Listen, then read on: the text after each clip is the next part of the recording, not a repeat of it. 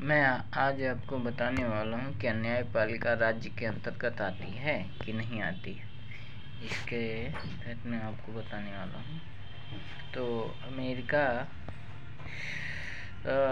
में यह बड़ी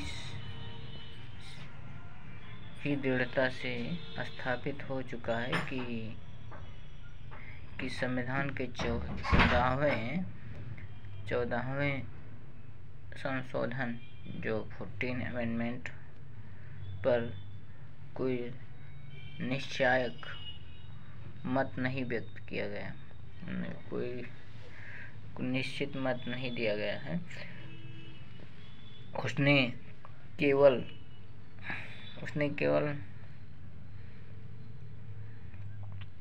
यह कहा कि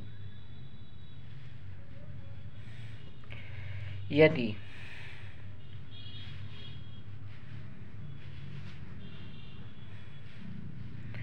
यह मान लिया जाए कि न्यायपालिका राज्य है तो वह उसके आदेशों के विरुद्ध अनुच्छेद 32 के अंतर्गत रिट जारी नहीं कर सकती, क्योंकि ऐसे आदेशों से नागरिकों के मूल अधिकारों का अतिक्रमण नहीं होता है। श्री H.M. सिरोवई का यह मत है कि न्यायपालिका राज्य शब्द की परिभाषा के अंतर्गत आती है और एक न्यायाधीश के रूप में उच्चतम न्यायालय में रिट अधिकारिता के अधीन कार्य करता है। जो उच्चतम न्यायालय है वो रिट अधिकारिता के अधीन काम करता है। उनके निर्देशों के विरुद्ध रिट जारी करता है या आदेशों के विरुद्ध रिट जारी कर सकता है। सरकार के अन्य अंगों की तरह भी न्यायपालिका की शक्ति भी संविधान में आदेशात्मक उपबंधों द्वारा परिसीमित है और उन्हें नागरिकों के मूल अधिकारों का अतिक्रमण करने की शक्ति नहीं प्रदान की गई है। किंतु doctor A.R. Antule versus R.S. नायक के मामले में उच्चतम न्यायालय ने 7 न्यायाधीशों की पीठ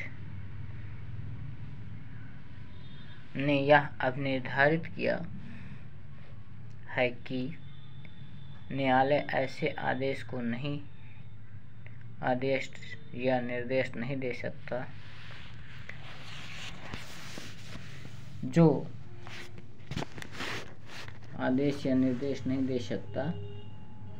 जो नागरिकों के मूल अधिकारों का उल्लंघन करता है।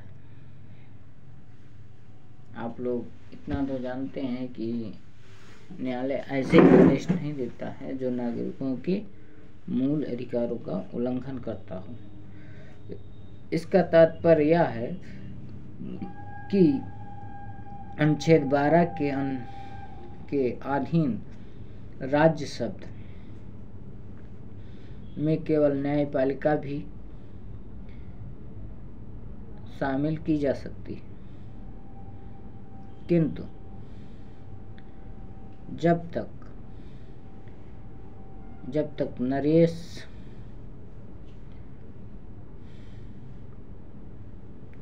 अनुच्छेद 12 के अंतर्गत ये राज्य में शामिल की जा सकती है, किंतु नरेश बनाम स्टेट ऑफ महाराष्ट्र का निर्णय उलट नहीं दिया जाता है जब तक पूर्ववत स्थिति बनी रहेगी। मूल अधिकारों के असंगत या उनका स्वीकरण करने की विधियां अनुच्छेद 13 के तहत आती है, आर्टिकल 13 के तहत आती है। इंडियन कॉन्स्टिट्यूशन के आर्टिकल 13 के तहत आती है।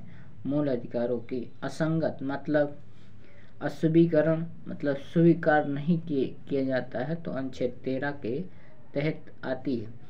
अनुच्छेद 13 एक यह घोषित करता है कि इस संविधान में लागू होने के ठीक पहले भारत में प्रवृत्त विधियां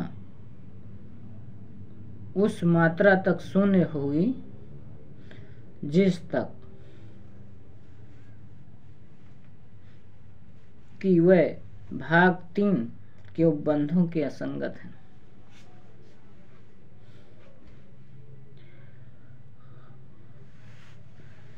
इसके बाद मैं आपको अगले वीडियो